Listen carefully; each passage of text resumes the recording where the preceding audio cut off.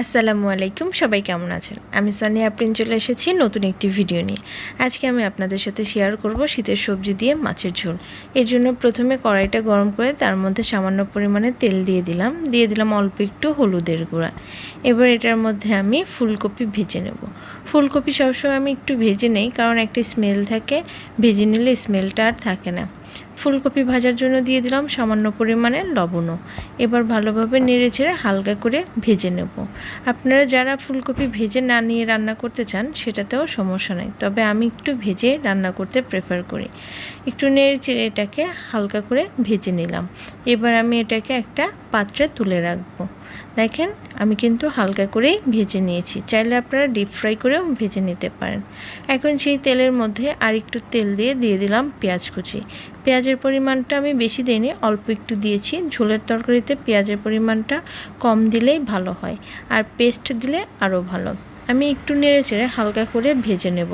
পেঁয়াজ হালকা ভাজা হয়ে গেলে আমি এখানে অ্যাড করে দিব কাঁচামরিচ। কাঁচামরিচের পরিমাণটা আমি একটু বেশি দিয়েছি, কারণ ঝোলের তরকারিতে আমি সবসময় কাঁচামরিচটা একটু বেশি দিই। মরিচের গুঁড়ার পরিমাণটা একেবারে কম দেই, এর জন্য দিয়ে দিলাম এখানে স্বাদ মতো লবণ, দিয়ে দিলাম হলুদের গুঁড়া, একটু পরিমাণে লাল মরিচের গুঁড়া, আর এখানে দিয়ে দিলাম ধনিয়ার গুঁড়া। এবার একটু পরিমাণে আদা ও রসুন বাটা অ্যাড করতে হবে। তারপর ভালোভাবে এটাকে কষিয়ে নিতে হবে। যেহেতু তেলের পরিমাণটা মোটামুটি একটু বেশি আছে, সেই জন্য আমি আর পানি অ্যাড করব না, তেল দিয়েই মশলাটাকে কষিয়ে নেব। মশলা কষানো হয়ে গেলে এটার মধ্যে অ্যাড করে দিব আগে থেকে কেটে রাখা বেগুন এবং আলু। আমি এখানে একটা বেগুন এবং 2টা আলু নিয়েছি। যেহেতু শীতের সবজি, বাসায় যে ধরনের সবজি ছিল শীতকালীন সবগুলোই এখানে আমি অ্যাড করে দিলাম। আলু এবং বেগুন একটু কষানো হয়ে গেলে এটার মধ্যে অ্যাড করে দিব আগে থেকে ভেজে রাখা ফুলকপি। চাইলে আপনারা একসাথেও দিয়ে দিতে পারেন, যেহেতু আমি ভেজে নিয়েছি সেই জন্য একটু পরে অ্যাড করছি। যদি ভাজা না হতো তাহলে এটা আলু বেগুনের সাথে অ্যাড করে কষিয়ে নিতাম। এখন আমি এইখানে একটু পরিমাণে পানি দিব, সাথে সাথে দিয়ে দিব ফুলকপি, যেন সবগুলো সবজি একসাথে সিদ্ধ হয়ে যায় ভালোভাবে। সেই জন্য অল্প পরিমাণে পানি দিয়ে মশলাটা এবং সবজিটা কষিয়ে নিলাম। এটাকে আমি 5 মিনিটের জন্য ঢেকে দিব। ঢাকনাটা তুলে এবার দেখব নিচ দিয়ে লেগে গেছে কিনা। একটু নেড়ে চেড়ে তারপরে এটার মধ্যে অ্যাড করে দিতে হবে সামান্য পরিমাণে আবারও পানি। প্রথমে আপনি পানির পরিমাণটি একটু বেশি দিলে পরবর্তীতে আর পানি দিতে হবে না। আমি প্রথমে পানির পরিমাণটা কম দিয়েছিলাম, সেই জন্য আবার দিতে হচ্ছে, না হলে নিচ দিয়ে লেগে যাবে, তখন তরকারির মধ্যে একটা বাজে স্মেল আসবে, যেটা আমার মোটেও পছন্দ না। আমি আবার আধা কাপের মতো পানি অ্যাড করে দিলাম, তারপরে আবার এটাকে ঢেকে দিলাম। এ পর্যায়ে চুলার আঁচটা লো টু মিডিয়াম রাখতে হবে। দেখেন, সবজিটা মোটামুটি কষানো হয়ে গেছে, বেগুনগুলো একেবারে নেতিয়ে গেছে, আর ফুলকপি এবং আলুটাও মোটামুটি সিদ্ধ হয়ে গেছে। এবার এখানে পরিমাণ মতো ঝোল দিয়ে দিতে হবে। আমি আমার পছন্দ অনুসারে ঝোল দিয়ে দিয়েছি, আপনারা যতটুকু রাখতে চান সে অনুসারে ঝোল দিতে হবে। তবে খেয়াল রাখতে হবে সবজিটা যেন ভালোভাবে কষানো হয় এবং বাকি যতটুকু শক্ত থাকে সেটা যেন ঝোলের মাধ্যমে হয়ে যায়, সে অনুসারে পানিটা অ্যাড করবেন। ঝোল দেওয়া হয়ে গেলে আমি এখানে দিয়ে দেব আগে থেকে ভেজে রাখা মাছ। মাছগুলো আমি আগে থেকে হালকা করে ভেজে নিয়েছি।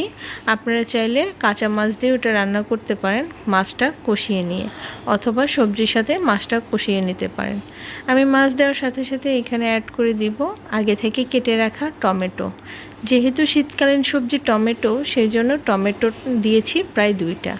এখন খুব ভালোভাবে টমেটোগুলো ধুয়ে আমি কেটে নিয়েছি, সেটা অ্যাড করে দিচ্ছি। দেখতে মাশাআল্লাহ কি সুন্দর লাগছে, আর খেতেও কিন্তু অনেক মজা হয়েছিল। এডিট করতে বসে আমার কিন্তু আবার জিভে পানি চলে এসেছে, মনে হচ্ছে আবার রান্না করে খাই। যাই হোক, দিয়ে দিলাম একটু ধনিয়া পাতা। এবার এটাকে আমি বলক ওঠা পর্যন্ত ওয়েট করে ঢেকে দেব। এখানেও কিন্তু চুলার আঁচটা লো টু মিডিয়াম রাখতে হবে। না, এখানে আমি ঢেকে দিয়েছি। এবার 5 মিনিট পর ঢাকনাটা তুললাম। ঘন বলক যখন উঠে গেছে তখন এটার মধ্যে অ্যাড করে দিব আগে থেকে ভাজনা বেটে রেখেছিলাম সেটা। 1 চা চামচের মতো আমি ভাজনা বাটা অ্যাড করলাম। ভাজনা বাটা দেওয়ার কারণে তরকারির ঝোলটা আরও একটু ঘন হবে আর খেতে অনেক বেশি মজা লাগে। যারা ভাজনা বাটার রেসিপিগুলো দেখেননি অবশ্যই আমার ভিডিওতে গিয়ে দেখে আসবেন।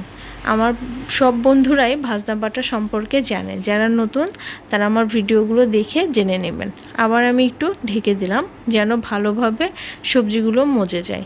দেখেন আপাতত ঝোলটা একটু কমে গেছে, আর এখন আমি একটু ঝোল নিয়ে টেস্টও করেছিলাম লবণ ঝাল ঠিক আছে কি না। আপনারাও কিন্তু মাঝে মাঝে টেস্ট করবেন। এই যে আমার রেসিপি মোটামুটি হয়ে গেছে, যতটুকু আমি ঝোল রাখতে চেয়েছিলাম সে পর্যন্ত ঝোল চলে এসেছে। এবার এটাকে আমি সার্ভ করব। চলুন দেখি কেমন হয়েছে।